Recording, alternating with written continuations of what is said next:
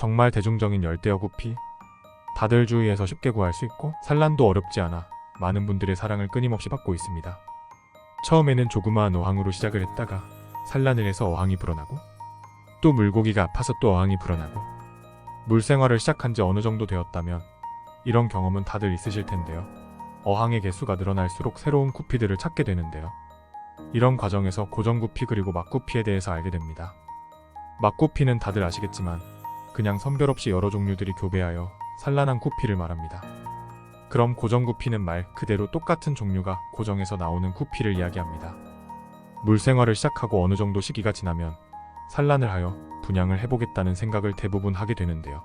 그런 과정에서 주위의 수족관들이 수입을 진행을 해서 분양을 하는 경우를 보게 됩니다. 또한 고정구피의 이름들이 정말 복잡하고 새로운 이름들이 많은데요. 이런 이름들은 어떻게 만들어지게 되는 걸까요? 딱 세 가지로 구분됩니다. 첫 번째 방법은 구피의 원산지나 발견자의 이름을 따서 붙이는 것입니다. 예를 들어 트리니다드 섬에서 처음 발견된 구피는 트리니다드 구피라고 불리고 이 구피를 채집한 라버트 잔 레크미어 거피의 이름을 따서 그냥 구피라고도 불립니다. 또한 구피의 원산지인 남아메리카의 강이나 지역 이름을 따서 붙이기도 합니다. 예를 들어 아마존 강에서 살고 있는 구피는 아마존 구피라고 불리고 베네수엘라의 카라카스 지역에서 살고 있는 구피는 카라카스 구피라고 불립니다. 이렇게 원산지나 발견자의 이름을 따서 붙이는 방법은 구피의 기원이나 역사를 알 수 있는 장점이 있습니다. 두 번째 방법은 구피의 색상이나 무늬를 기준으로 붙이는 것입니다. 예를 들어 몸통이 빨간색인 구피는 레드 구피라고 불리고 꼬리가 긴 구피는 롱테일 구피라고 불립니다. 또한 색상이나 무늬가 특정한 동물이나 식물과 비슷한 구피는 그 이름을 따서 붙이기도 합니다. 예를 들어 꼬리가 고양이의 귀처럼 생긴 구피는 캐시어 구피라고 불리고 꼬리가 바나나처럼 생긴 구피는 바나나 구피라고 불립니다. 이렇게 색상이나 무늬를 기준으로 붙이는 방법은 구피의 외형적 특징을 쉽게 알 수 있는 장점이 있습니다. 세 번째 방법은 구피의 유전자나 변이를 기준으로 붙이는 것입니다. 예를 들어 구피의 유전자 중에는 색상을 결정하는 유전자가 있습니다. 이 유전자는 대문자와 소문자로 표현할 수 있으며 대문자는 색상을 나타내고 소문자는 색상을 숨기는 역할을 합니다. 예를 들어 RR이라는 유전자를 가진 구피는 빨간색을 나타내고 RR이라는 유전자를 가진 구피는 빨간색을 숨깁니다. 이렇게 유전자를 기준으로 붙이는 방법은 구피의 색상을 예측하거나 유전적 특성을 알 수 있는 장점이 있습니다. 또한 구피의 유전자 중에는 변이를 일으키는 유전자가 있습니다. 이 유전자는 구피의 몸통이나 꼬리의 모양을 바꾸는 역할을 합니다. 예를 들어 더블스워드라는 유전자를 가진 구피는 꼬리가 두 개로 갈라지고 라이어테일이라는 유전자를 가진 구피는 꼬리가 넓어집니다. 이렇게 변이를 기준으로 붙이는 방법은 구피의 외형적 다양성을 증가시키는 장점이 있습니다. 이상으로 구피의 이름이 정해지는 세 가지 방법에 대해 설명드렸는데요. 구피의 이름은 원산지나 발견자, 색상이나 무늬, 유전자나 변이를 기준으로 붙여지며 각각의 방법은 구피의 기원이나 역사, 외형적 특징, 유전적 특성을 알 수 있는 장점이 있습니다. 구피의 이름을 알고 있다면 구피의 특징이나 품종을 쉽게 구분할 수 있으며 구피를 키우거나 번식할 때에도 도움이 될 수 있습니다. 보통 고정구피는 부모의 형질의 후대에 그대로 표현되는 개체를 말합니다. 10%든 90%가 됐던 부모의 표현 형질이 후대에 그대로 발현되었다면 고정구피로 분류되는데요. 한 품종의 구피를 이용해 계속대를 이어가면 기형의 증가, 형태의 왜소와 개체의 약화 등 문제가 발생하여 구피는 다른 품종 간 교잡을 많이 하는데요. 다른 품종과의 교잡을 통하여 건강해지고 크기가 작아지는 것을 방지할 수 있습니다. 하지만 이런 이유로 여러 구피를 교잡하다 보니 후대에 여러 종류의 구피들이 나타나게 되는데 과정 이런 상황을 고정구피라고 할 수 있을까요?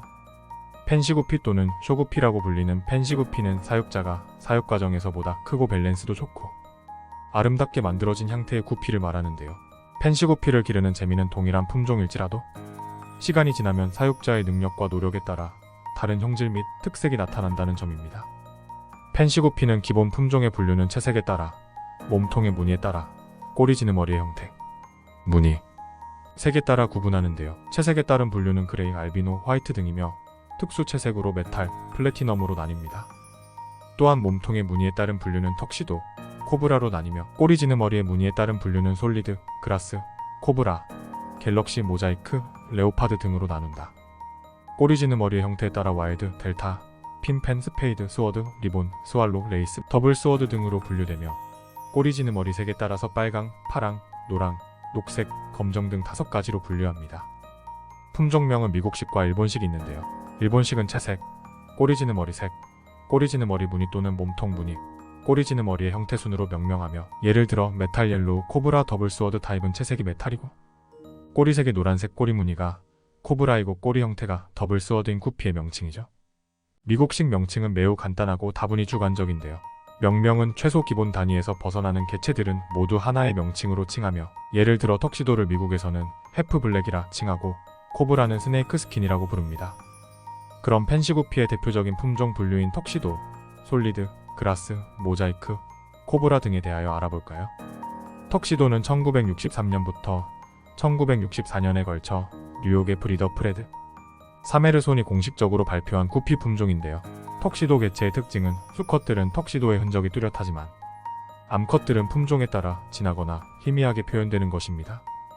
턱시도 개체의 사육의 문제점은 턱시도 부분의 색이 옅어진다는 점인데 골든과 그레이 개체를 적절히 사용해 브리딩해야만 짙은 턱시도를 유지할 수 있으며 꼬리지느 머리의 색과 등지느 머리의 색이 동일해야 하고 깨끗한 단색일수록 좋은 품종으로 평가됩니다.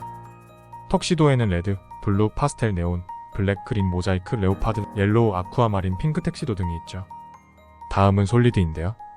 단색 꼬리 타입의 종류를 말하며 레드, 옐로우, 그린, 블루, 퍼플, 블랙 등이 있으며 콘테스트 심사 기준은 다른 색이 섞이지 않은 깨끗한 채색을 기본으로 하며 솔리드 품종 중에 모스크 블루는 러시아에서 구피와 몰리와의 교잡으로 탄생했다고 하는데 과연 다른 난태생 종류와 교잡이 가능할까는 의문입니다.